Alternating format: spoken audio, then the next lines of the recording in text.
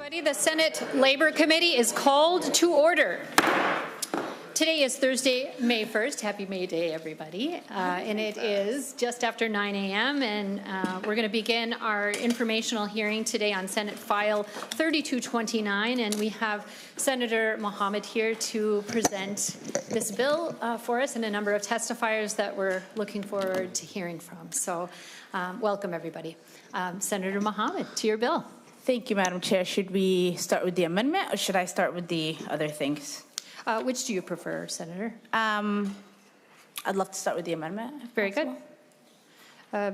It's is there? Yeah. So the A1 amendment is language from the Bureau of Mediation Services, and they requested that we make those technical changes so that it cleans up the bill on who can be at the negotiation table.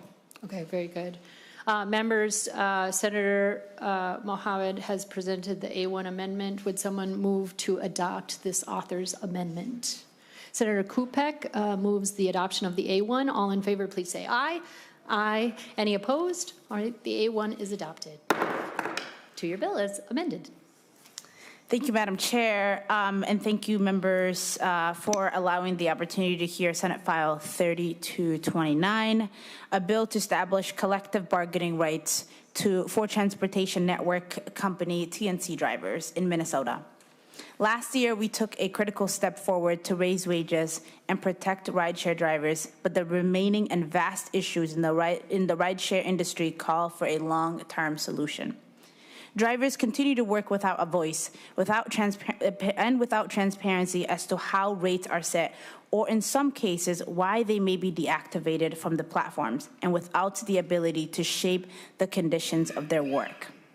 Drivers report that overall, their pay and the percentage of revenue from customer payments that go on them seem to have fallen drastically over recent years. Meanwhile, multi-billion-dollar companies like Uber and Lyft are doing the bare minimum while posting record profits on the backs of these essential workers. This bill gives rideshare drivers the right, if they choose so, to organize, to negotiate, and to vote on the terms of their work. These are basic rights. It's modeled in part on efforts in other states like Massachusetts, but it's tailored with a Minnesota-specific provisions to ensure fairness and enforceability. This bill, Madam Chair, creates a framework for collective bargaining. Rideshare drivers would be allowed to form or join a driver organization and petition to become the exclusive representative for collective bargaining. The representative negotiates directly with TNC on an industry-wide basis. Any agreement must be ratified by a majority of active drivers through a statewide vote, ensuring a true driver consent. We have prepared a group of testifiers that can speak to why collective bargaining is a natural and an important next step for rideshare drivers, as this bill gives them a voice and a democratic process to see justice, dignity, and fairness in their work. More adjustments will come in future, and that's a good thing. It reflects our commitment to getting this right. However, we won't allow misinformation like we have seen in the past and allow scare tactics to divide our communities or pit drivers against each other. Giving drivers a power over their working conditions does not come at the expense of the communities that rely on these essential services, Madam Chair. I look forward to continue having conversations with our drivers, hopefully with the TNC companies, as I'm sure that all and everybody who's a part of this wants to get it right, and I am committed to that. Thank you very much, Senator. We'll go ahead and move ahead to our testifiers, and then hopefully we'll have a little bit of time for some conversation and questions from our members. First up, we have Trey Bolton, followed by Dawid Casa. If you would both like to come on up to the front table, and then please introduce yourself for the record, and then proceed with your testimony. Thank you for joining us today. After you. Chair, members of the committee, my name is Trey Bolton. I've been a rideshare driver across Minnesota since 2018. I'm also a mental health worker and a union leader at Fairview Riverside Hospital. I'm here today to support Senate File 3229 because drivers like me deserve a voice. Every day I get behind the wheel not knowing what I'll earn because rideshare companies can change the rates, the rules, and remove me without a warning. And when something goes wrong, we have no real recourse. One night in downtown Mankato, I was hit by another vehicle while making sure college students got home safe and responsibly. After 2 months of repairs, I expected to get right back to work, but Lyft claimed I couldn't drive because my silver Honda Civic had been reported having bugs. That raised two issues. One, I was taken off the platform for car damage. Two, I have never owned a Honda Civic. I have a Toyota Camry, black. I took 4 months and emailing 20 different representatives because Lyft has no driver support line before they admitted my account had wrongly been associated with someone else's issue. I lost 4 months of income, and when I asked about compensation, they said it was their mistake but not their responsibility. This is why we need the ability to organize. This is not a side hustle for many of us. Thousands of Minnesotans drive full-time to support themselves and their families. For us, this is a career, and yet we have no protections, no transparency, and no way to advocate for ourselves when something goes wrong. At Fairview Riverside, I have seen what collective action can do, and when we speak together, we're heard. This bill doesn't just empower drivers, it also frees the legislature from having to step in every few years to mediate between billion-dollar corporations and working Minnesotans. It puts the responsibility where it belongs, in the hands of the drivers. I urge you to support this bill because no one should work full-time and still be powerless. Thank you for your time. Thank you for your testimony. Mr. Casa? Good morning, Senator and Chair Jen McEwen, honorable Senate members, fellow Uber and Lyft drivers, and all present. My name is David Casa, D-A-W-I-T-K-A-S-S-A. I have lived in Minnesota for the past 13 years, currently in St. Paul. Since coming to America, I have spent most of my working life as an Uber and Lyft driver, with some time also spent working in banking. As a rideshare driver, I have experienced both the good and the very worst of what this job can bring, challenges that my fellow drivers and I, many of whom come from low-income backgrounds, have had to face without the power to challenge the decisions of billion-dollar corporations. Today, I stand before you to shed light on the real conditions we work under and the difficulties we face every day. Uber and Lyft drivers like myself live with constant uncertainty. Our ability to work, to provide for our families can be taken away at any moment with little to no explanation. These companies, which I refer to as the so-called Uber and Lyft, seem to operate with little accountability to any government body. They make decisions about our livelihood unilaterally. Many drivers are suddenly suspended or permanently deactivated based on unverified claims, often from a single rider, without any opportunity to present our side of the history. This creates intense stress and pressure, which ultimately affects public safety. Our job is to transport people safely, and I believe that when done responsibly, it is a job that deserves the same respect as other professions dedicated to protect lives like doctors. We have repeatedly asked for a fair review process.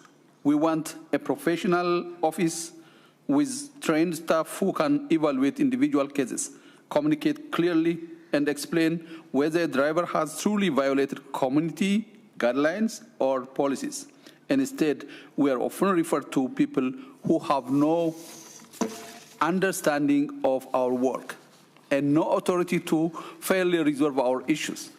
This is not only unprofessional, it's deeply disrespectful to the working class that helps generate enormous profits for these companies. Honorable Senators, for these reasons and many more I could not mention today due to time, we strongly support the creation of a Minnesota Uber and Lyft Drivers Union. Such a union will give us the ability to negotiate fairly and protect our rights through proper representation. Drivers are the backbone of both the economy and the social fabric of our communities.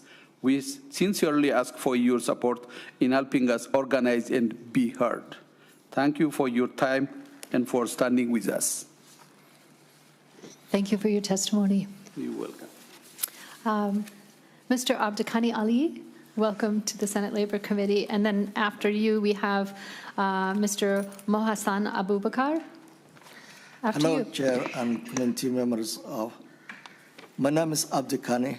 I live in Minnesota. I have been driving rideshare drivers for 7 years, and I'm here today to support of this bill to give up rights to form a union. For many years, we fought to make changes so rideshare drivers get higher pay, and you passed a law last year to help me with that. But we are still facing big problems. We still need higher pay because we don't make enough. And right now, we sometimes have to wait as long as 19 days to get pay. That comes part of the bill you passed. It's not right that we don't know when or how much we are going to be paid. But still we can agree that we don't want to keep coming to the capital to have work on this issue. If we had a union, we would be able to work directly with our employer. To make these changes, we would be able to get fair pay and now more clearly when we are getting paid. We will be able to address this issue we are still facing around being deactivation, and we will be better use of our time, and we will not be wasting your time. I hope you all support this bill so drivers can have been chance to able to fight on union. Please vote yes, and please listen to the drivers so we can make these changes that can help make things better for both drivers and our passengers. Thank you. Thank you for your testimony. Mr. Abubakar? Yeah. Good morning, honorable senators. My name is Mohamed Abubakar. I reside in Edina. I currently work as a driver for Uber and Lyft. Recently, I got a pickup from Uber. The customer was no show. After waiting, I called Uber to report. Was told by a gentleman that I should disregard the pickup. He informed me that because I had a good record, Uber was going to give me a bonus. He provided me with information from my Uber account, which only Uber will know. I was scammed $149.73 in the process. I informed Uber right away and was told that I was scammed. During the investigation, communication with Uber was poor and my earnings were frozen. I received payment only a few days ago because SEIU advocate on my behalf. We need a union to support our drivers. Please vote yes. Thank you for sharing your experience and testimony with us today. Next, we have Mr. Joel Carlson, followed by Brad Lato. If you want to come on up.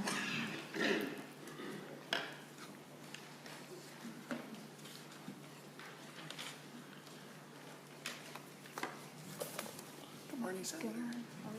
I'm good. Welcome. Good morning, Madam Chair and members. I'm Joel Carlson. I own a legal research and government affairs business here in St. Paul, and I represent Uber Technology and have since they entered the market in 2012. Happy to be before you today. I want to provide some brief comments about the law that you implemented last session, and also just some conceptual comments on the bill, of which Uber hasn't really formally taken a position on the bill, but we just have some comments about the bill, Madam Chair. So the law that you passed last year requiring minimum compensation, occupational accident insurance, and driver appeals for deactivations has been in place now about 5 months. That law includes the highest per minute and per mile rates and insurance components anywhere in the country.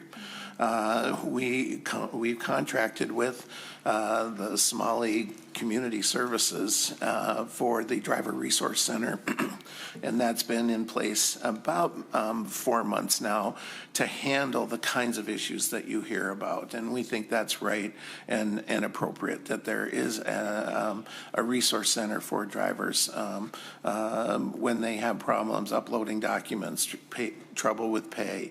We've had significant issues with driver and their accounts being fraudulently captured by others. And so when you talk about a freeze on an account, oftentimes that's to protect the driver, not to withhold compensation for them. So those are all issues that I think the Driver Resource Center, as it gets more fully developed, are going to be are going to be handled. And lastly, we spent a significant amount of time, almost 2 years, working to get the bill that we had specifically to address the kinds of issues that you hear about. And that was done after an extensive task force, the most comprehensive wage study on the globe, which found that Twin City drivers earn $52.94 an hour while they have a passenger in the car, and that was done with the input from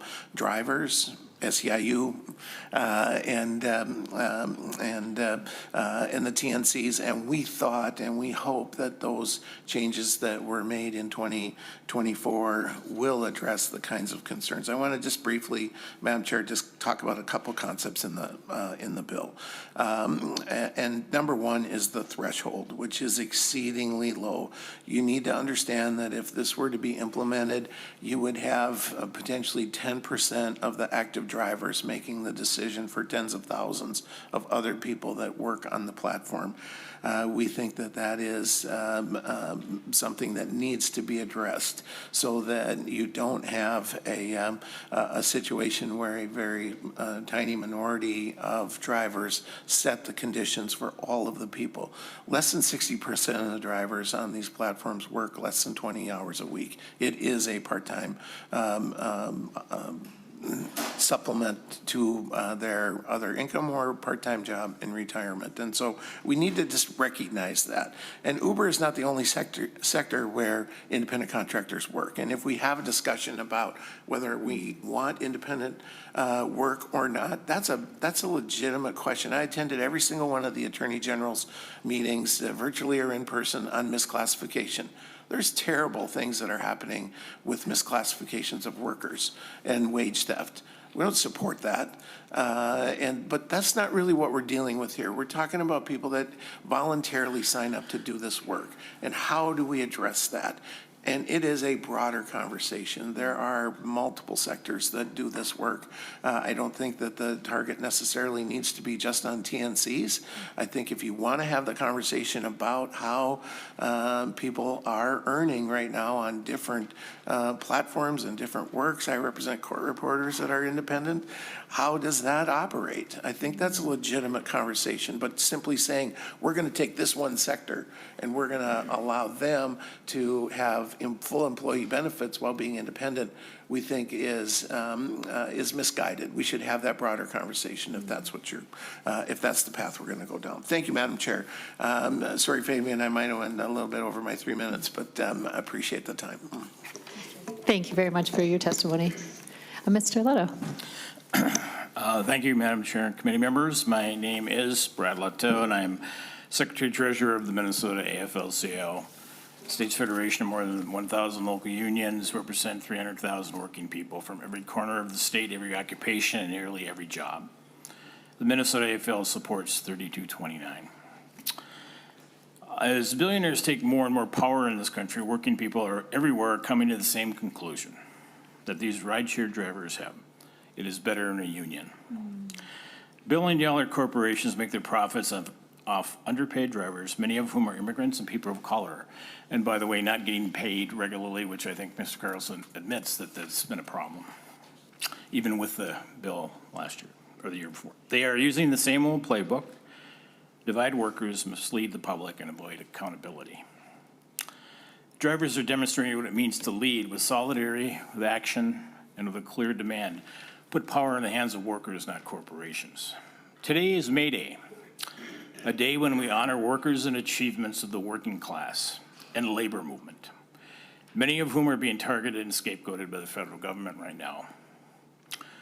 We saw in these last few years, rideshare drivers organized to win improvements, as was mentioned, pay and benefits. But we know the best solution to winning fairer jobs is having a union so workers can negotiate with these companies and sign a contract. We are proud to be here today in support of the Senate File 3229 to make clear that rideshare drivers have the same right that most workers have to choose whether to form a union.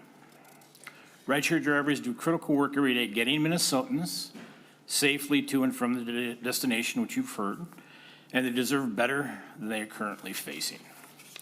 Minnesota's labor movement is proud to stand with these workers because we believe that every worker should have the right to a union, and we're excited that this bill would give them that right.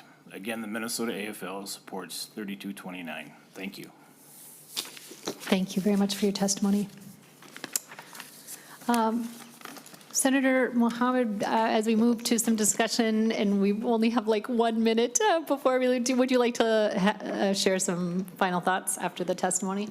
Yeah, well, thank you, Madam Chair, and thank you to the drivers who have been consistently coming out over the last few years. I think the bill that we worked out last session is a Band-Aid. I think it's a fix for a short amount of time. I think as folks have said, over the course of our times as we've worked in this institution, every worker in our state has a right to form a union. And I think this gives the opportunity for the legislature to pass this so that these folks don't have to come back every time when we have to regulate the industry. We don't want to do that. We just want to give them the right for them to be able to negotiate at the table fairly. And so thank you.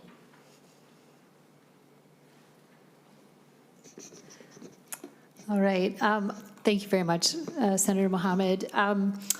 Members, any comments or discussion before we have to adjourn? Yes, Senator Verbaton. Thank you, Madam Chair.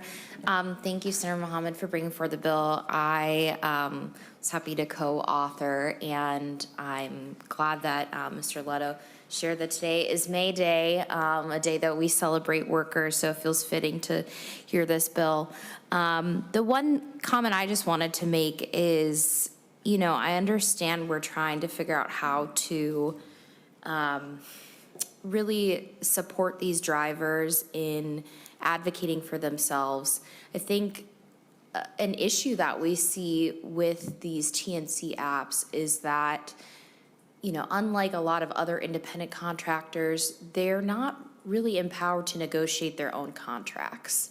You know, you're setting up a system where folks are truly seen as their own kind of business owner and independent contractor. Usually there's a little bit more negotiation there with the person that you're willing to do work with. So I think this is a fair way to try to approach that, so there is somewhat of a leveling of the playing field that we do typically see between independent contractors who are negotiating whether or not to do business with another business.